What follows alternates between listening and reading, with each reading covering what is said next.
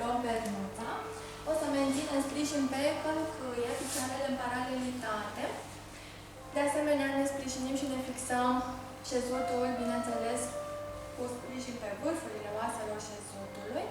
Alungim brațele către înainte și susținem pernuța între palme, fără să strângem, fără să presăm. Brațele lungi, ne asigurăm că avem umerii și șoldurile în aliniament.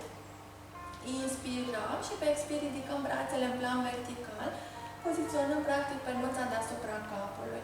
Coborăm, inspirăm și pe expir din nou ridicăm brațele. Accentuăm această deschidere a părții frontale a trunchiului cu netezirea, alungirea și decongestionarea spatelui. Susținem bărbia paralelă cu solul, capul și gâtul în aliniament cu întreaga coloană vertebrală. Inspirăm, aducem brațele către înainte în paralelitate, fără să întoim coatele și fără să ieșim cu umerii din aliniament. Expirăm când ridicăm.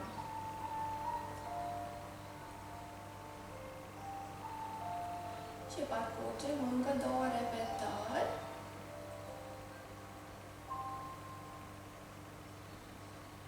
Observăm că avem nevoie de constanță în activarea și angajarea musculară abdominală. Vom păstra brațele întinse spre înainte, susținem pernuța, relaxăm, degajăm umerii, efectuăm când expirăm răsucire din talie către dreapta, dar întoitim. Inspirăm și expirăm, rotim spre dreapta, expir, expir. Revenim în centru, inspirăm și pe expir realizăm această mișcare spre stânga. Fără să destabilizăm bazinul sau picioarele, realizăm mișcarea din talie și torace. Așadar, nu brațele sunt cele care ghidează mișcarea, ci cutia toracală și talia vor conduce și vor genera această mișcare de rotație dreapta-stânga, de elasticizare a mușchilor și țesuturilor din centrul corpului. Păstrăm gâtul lung, umeri depărtați de urechi, menținem pernuța între palme, însă fără să strângem, fără să adăugăm supra tensiune sau solicitare. Inspirăm când recentrăm, expirăm când rotim și încă o repetare în fiecare direcție.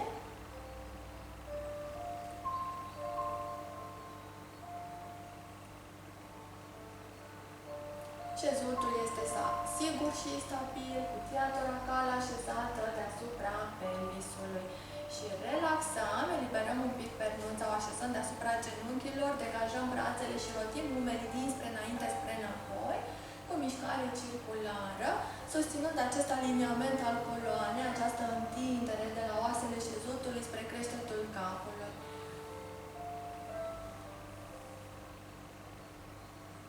Eliberăm țesuturi, mușchi și structuri din partea superioară a corpului, cât să fluidizăm circulația și să putem lucra apoi cu ușurință, cu lejeritate. Inspirăm pe nas și expirăm pe gură.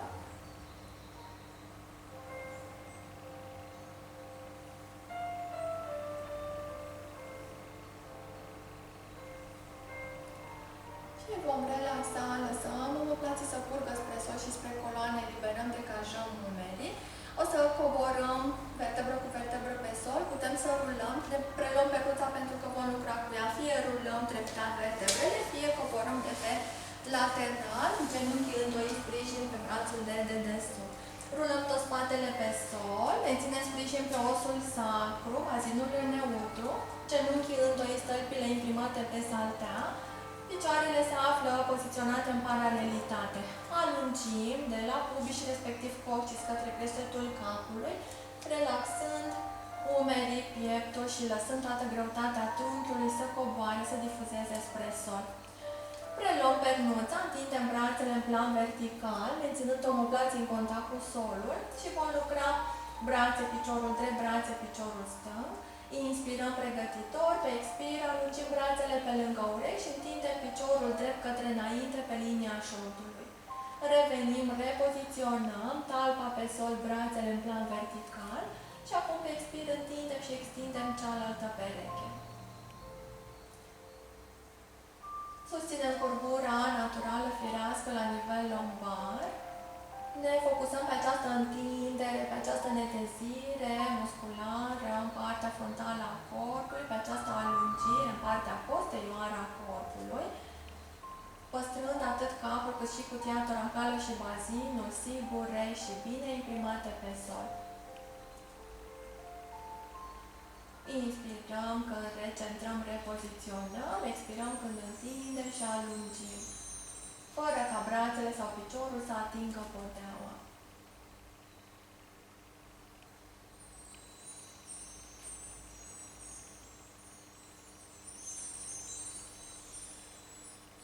Urmărim senzația de încordare, de fermitate creată la nivelul corsetului abdominal, mai ales când expirăm și extindem atât brațele cât și piciorul.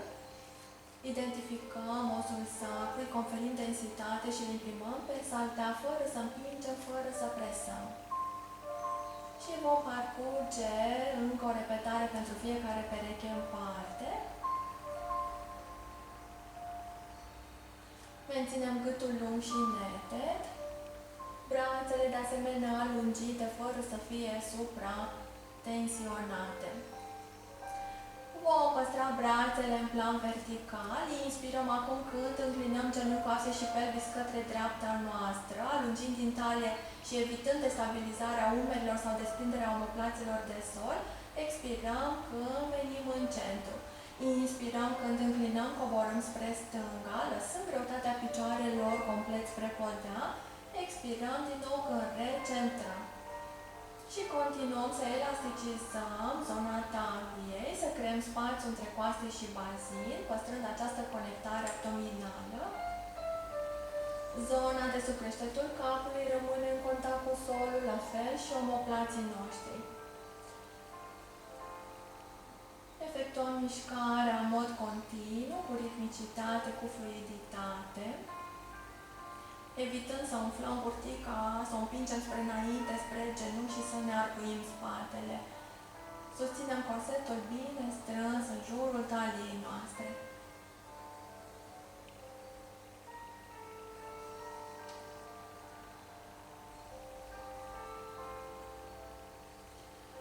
Și venim acum în centru, vom poziționa peluța la nivelul coapselor și genunchilor. Menținem fără să strângem sau să presăm, cât să nu alunece și să nu coboare spre podea. Păstrăm brațele întinse pe sol pe lângă trunchi. Ajustăm distanța dintre tălpi și bazin. Urmează să ne ridicăm în semipod. Inspirăm când ne ridicăm pe vârfurile tălpilor. Am desprins așadar călcâiele de podea. Expirăm când basculăm bazinul spre piept și rulăm treptat vertebră cu vertebră. Ne ridicăm în semipod, cu sprijin pe vârfurile tălpilor și susținând pernuța la nivelul coapselor și al genunchilor, însă fără să strângem acum sau să presăm.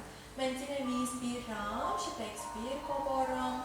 Zonă toracală, zonă lombară, osul sacru, coccisul și călcâiele. Repoziționăm tălpile în raport cu bazinul în funcție de stabilitatea pe care am putut să o susținem, să o generăm, să avem totodată și spațiu pentru întindere și alungire de la genunchi spre șold și către umăr, să așezăm preeminențele ostoase ale pelvisului pe același nivel. Coborăm, lin și treptat și la final reașezăm călcâiele pe saltea. Inspirăm, desprindem călcâiele, expirăm, inducem această orientare a pelvisului spre sol, alungim și extindem, fără să strângem fesele sau să împingem bazinul către tavan. Și din nou rulăm și coborăm. Parcurgem încă 2 repetări în această formă, în această variantă. Păstrăm brațele lungi, însă detensionate, umerii coborâți spre sol, pieptul deschis și gâtul lung.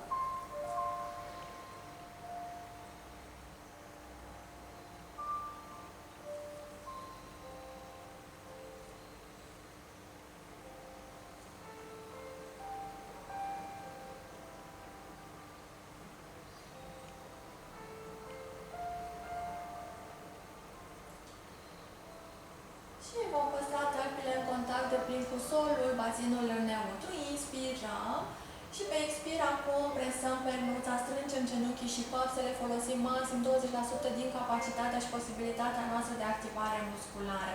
Putem fixa palmele deasupra abdomenului, partea inferioară, pentru că vom simți amplificarea musculară, a contracțiilor musculare, nu doar pe partea internă a coaselor, ci și în această parte a corpului, zona centrală abdominală.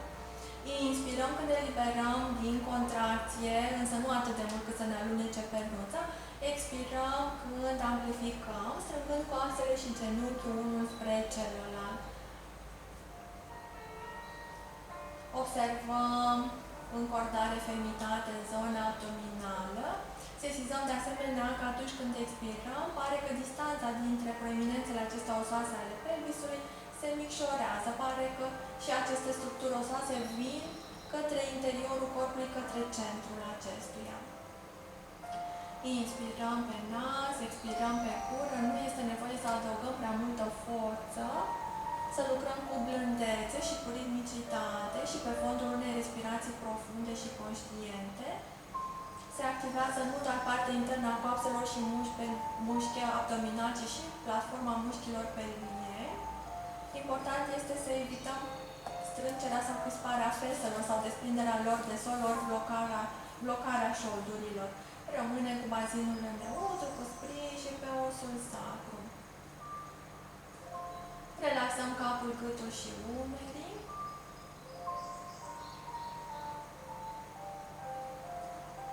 Și încă o repetare.